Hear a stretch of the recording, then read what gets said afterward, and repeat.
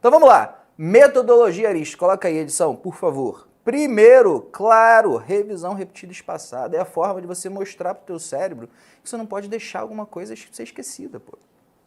Você precisa revisar de maneira espaçada para dar tempo de fazer as outras coisas, né? E aí você vai, de fato, acumulando conteúdo dentro de você. O efeito teste também é igualmente importante. Afinal de contas, o efeito teste é você responder a um teste, responder a uma pergunta, que pode ser em formato sim de flashcard, mas o ideal mesmo são as questões, que é onde você vai ganhar os seus pontinhos lá no final do ano. Esse efeito teste é uma metodologia ativa, que você é obrigado a dar informação e não somente receber. Pô. Receber é fácil, né? Ver uma aula, ver uma apostila, não tem como você errar. Agora, as questões doem, gastam energia, e por gastar energia, fica mais tempo dentro da sua cabeça. É exatamente isso que você precisa fazer.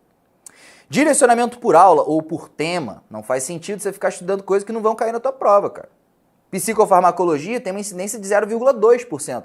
Agora, pré-natal tem uma incidência de 3%. No Brasil, de uma maneira geral, tá? Claro que dependendo da instituição que você vai fazer, as incidências são diferentes. Mas é importante você saber que você precisa estudar para o tema que vai cair na sua prova. Esse é o direcionamento por tema. Mas também tem o direcionamento por CCQ, que é o microdirecionamento. Quando o tema é um macrodirecionamento, o CCQ é o micro.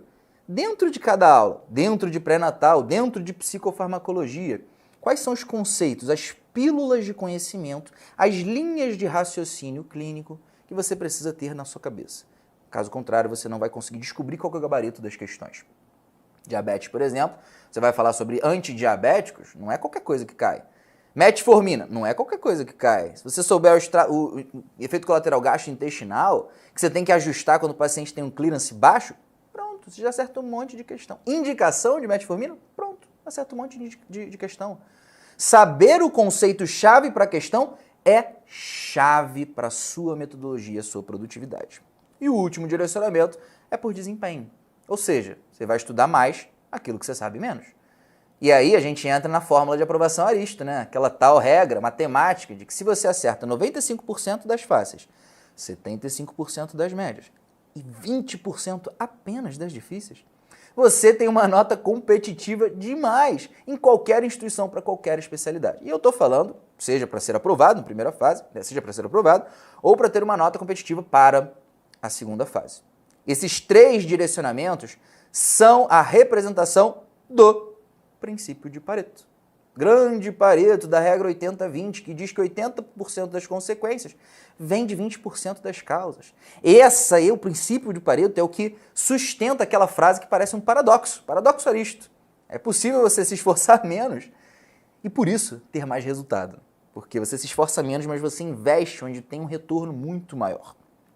Efeito comunidade é a próxima coisa que está dentro da metodologia Aristo, que é basicamente você ter pessoas ao seu lado que te impulsionam para frente e não te puxam para baixo. Como é que você consegue fazer isso? Pessoas que são positivas, que acreditam nas mesmas coisas que você, que estão lá falando, vai lá, meu amigo, vai dar certo. Isso faz parte da metodologia Aristo, ainda que você talvez não se considere isso tão importante. Se você é da espécie Homo sapiens, você precisa de pessoas ao seu redor para se sentir bem, para batalhar e garantir que você vai sustentar a dificuldade que são os desafios do ano de preparação na prova de residência. Sem contar que você não tem só a residência como um grande desafio no teu dia, né?